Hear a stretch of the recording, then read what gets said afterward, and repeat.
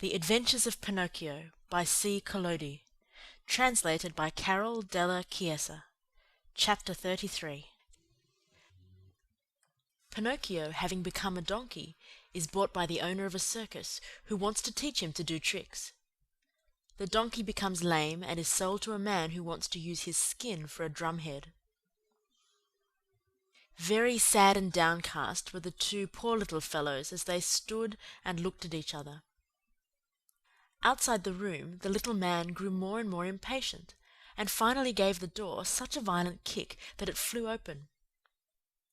With his usual sweet smile on his lips, he looked at Pinocchio and Lampwick, and said to them, "Fine work, boys! You have brayed well, so well that I recognized your voices immediately, and here I am." On hearing this, the two donkeys bowed their heads in shame, dropped their ears, and put their tails between their legs. At first the little man petted and caressed them, and smoothed down their hairy coats. Then he took out a currycomb and worked over them till they shone like glass. Satisfied with the looks of the two little animals, he bridled them and took them to a marketplace far away from the land of toys, in the hope of selling them at a good price. In fact, he did not have to wait very long for an offer. Lampwick was bought by a farmer whose donkey had died the day before. Pinocchio went to the owner of a circus, who wanted to teach him to do tricks for his audiences. And now do you understand what the little man's profession was? This horrid little being, whose face shone with kindness, went about the world looking for boys. Lazy boys, boys who hated books, boys who wanted to run away from home, boys who were tired of school, all these were his joy and his fortune. He took them with him to the land of toys, and let them enjoy themselves to their heart's content. When, after months of all play and no work, they became little donkeys, he sold them on the marketplace. In a few years he had become a millionaire. What happened to Lampwick? My dear children, I do not know.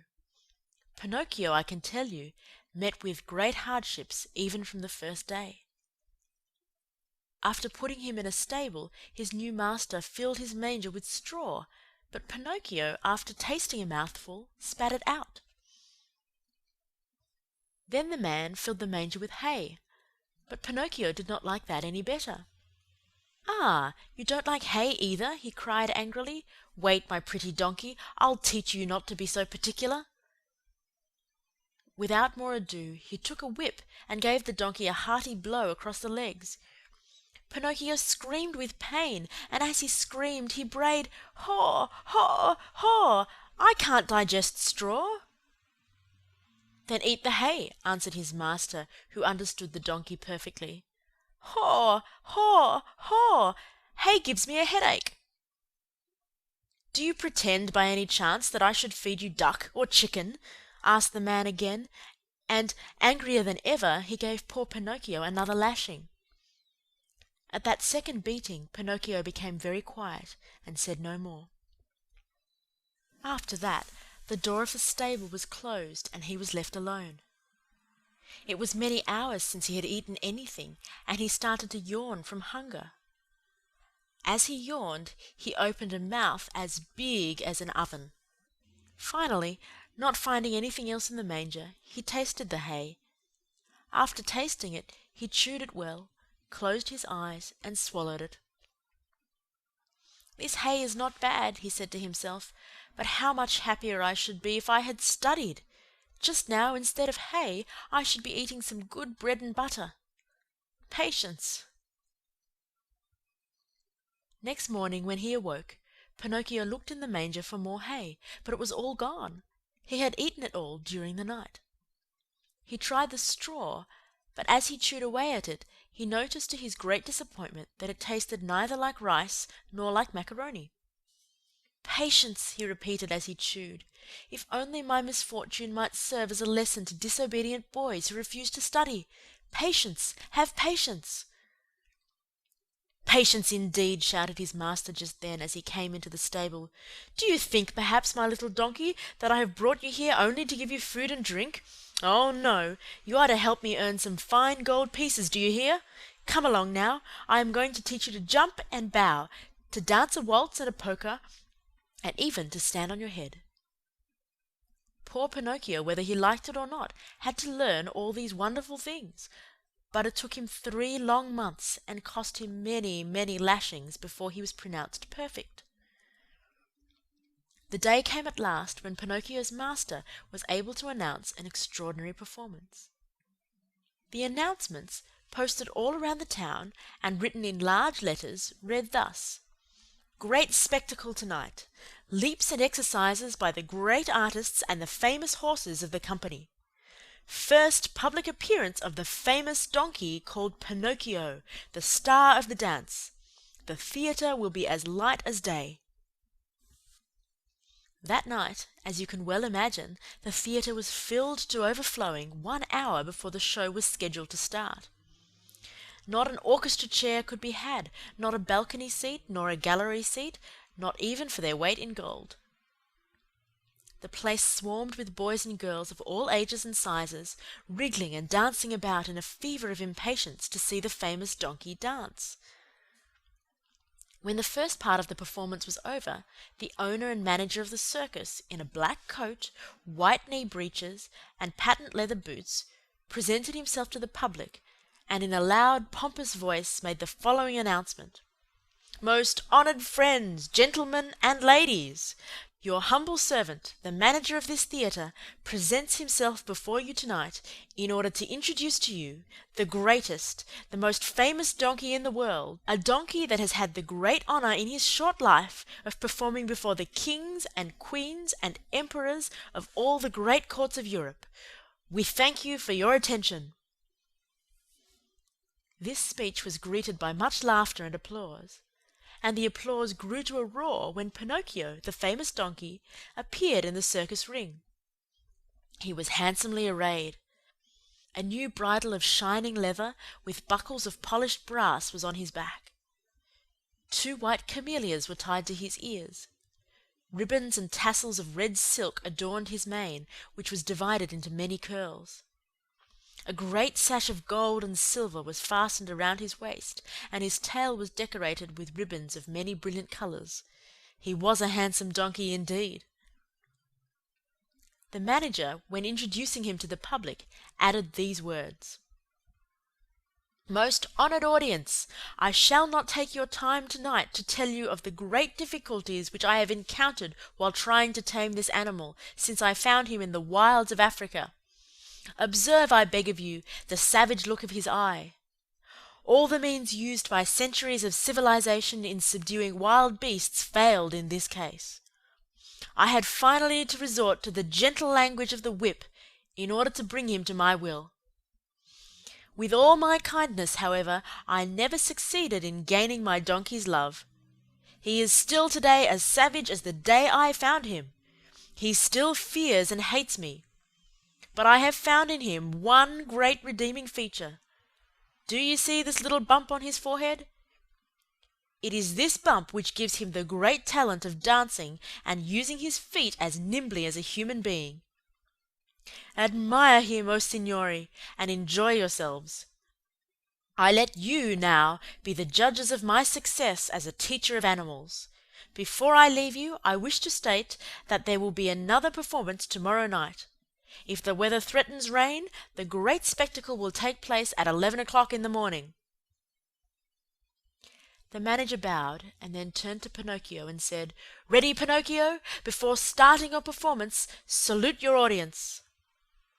Pinocchio obediently bent his 2 knees to the ground and remained kneeling until the manager, with the crack of the whip, cried sharply, Walk! The donkey lifted himself on his 4 feet and walked around the ring. A few minutes passed, and again the voice of the manager called, Quick step! And Pinocchio obediently changed his step. Gallop! And Pinocchio galloped. Full speed! And Pinocchio ran as fast as he could. As he ran, the master raised his arm, and a pistol shot rang in the air. At the shot, the little donkey fell to the ground as if he were really dead. A shower of applause greeted the donkey as he arose to his feet. Cries and shouts and hand clappings were heard on all sides. At all that noise, Pinocchio lifted his head and raised his eyes. There, in front of him, in a box, sat a beautiful woman. Around her neck she wore a long gold chain, from which hung a large medallion. On the medallion was painted the picture of a marionette. "That picture is of me! That beautiful lady is my fairy," said Pinocchio to himself, recognizing her. He felt so happy that he tried his best to cry out, "Oh, my fairy! My own fairy!" But instead of words, a loud braying was heard in the theatre. So loud and so long that all the spectators, men, women, and children, but especially the children, burst out laughing. Then, in order to teach the donkey that it was not good manners to bray before the public, the manager hit him on the nose with the handle of the whip. The poor little donkey stuck out a long tongue and licked his nose for a long time in an effort to take away the pain. And what was his grief when, on looking up toward the boxes, he saw that the fairy had disappeared. He felt himself fainting, his eyes filled with tears, and he wept bitterly. No one knew it, however, least of all the manager, who, cracking his whip, cried out, "Bravo, Pinocchio! Now show us how gracefully you can jump through the rings." Pinocchio tried 2 or 3 times, but each time he came near the ring, he found it more to his taste to go under it. The 4th time, at a look from his master, he leaped through it, but as he did so, his hind legs caught in the ring and he fell to the floor in a heap. When he got up, he was lame and could hardly limp as far as the stable. "Pinocchio! We want Pinocchio! We want the little donkey!" cried the boys from the orchestra, saddened by the accident.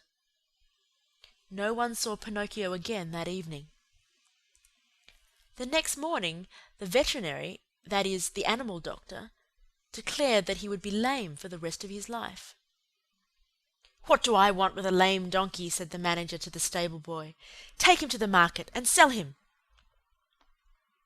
When they reached the square, a buyer was soon found. "How much do you ask for that little lame donkey?" he asked. $4. "I'll give you 4 cents.